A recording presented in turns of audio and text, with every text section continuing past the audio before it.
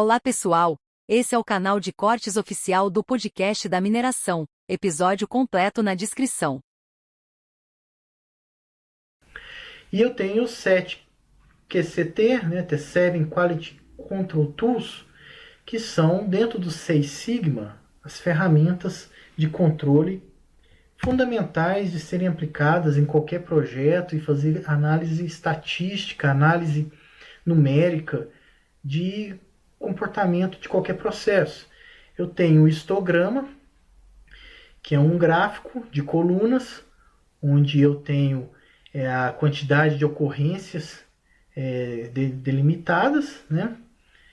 Eu tenho o Pareto, que também é um gráfico de colunas, mas organizado de forma decrescente, onde eu tenho, por exemplo, as principais causas de impacto na produtividade da mina.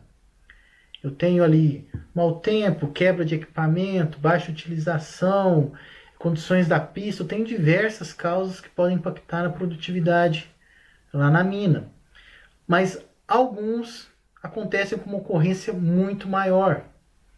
Se você tem o sistema de despacho eletrônico e gera aquele Pareto de horas improdutivas, você vai ter lá abastecimento, refeição, troca de turno, aguardando na fila do britador, aguardando na fila do equipamento de carga.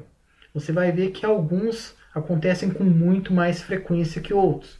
Então o Pareto ajuda a identificar isso, porque ele organiza essas ocorrências de forma decrescente e você usa a regrinha de 80-20 do Pareto, que diz que se você resolver essas primeiras colunas, onde você tem, analisando ali a linha do acumulado, 80% das ocorrências, você resolve praticamente o seu problema todo, porque vamos supor que nesse gráfico, em 3 colunas, eu já tenho 80%. Para que eu vou me preocupar com outros itens que não impactam tanto assim? O gráfico de dispersão analisa duas variáveis e qual a relação de uma com a outra. Então, o gráfico de dispersão vai me mostrar uma correlação positiva ou negativa, ou nula, quem sabe. Então, nesse gráfico apresenta uma correlação positiva. Você vê que quanto maior o valor no eixo X, também é aumentado no valor no eixo Y. Então, quanto maior uma variável, também terei valores maiores na outra variável. Tem uma correlação positiva. Isso ajuda a desmistificar muitos achismos que a gente tem na operação quando faz análise de projetos, que você acha que determinada variável impacta, e quando você de repente faz a análise dessa variável comparando com a outra, você vê que não tem correlação positiva, por exemplo.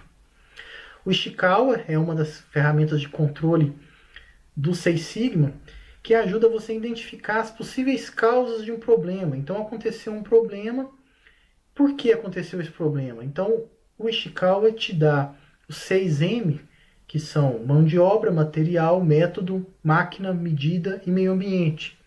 Então, por que a produção ontem não foi alcançada a meta, né? Em relação à mão de obra, tem muitos operadores em treinamento. Em relação a material, o desmonte não foi bom e o material lá para o carregamento está muito graúdo. Em relação à máquina, algum problema em relação à máquina para ter impactado na produção do dia. Meio ambiente, o mau tempo atrapalhou a produção ontem. Então o Ishikawa ajuda a identificar as possíveis causas da ocorrência daquele problema. Checklist, que nada mais é do que uma lista de checagem. Então é uma lista onde você vai ter vários itens que precisam ser verificados em campo. Por exemplo, se está conforme ou não conforme. Imagine, por exemplo, o operador de caminhão quando vai iniciar sua operação e verifica se o farol está conforme, se o freio está conforme, se tem algum amassado na lataria que não tinha no dia anterior.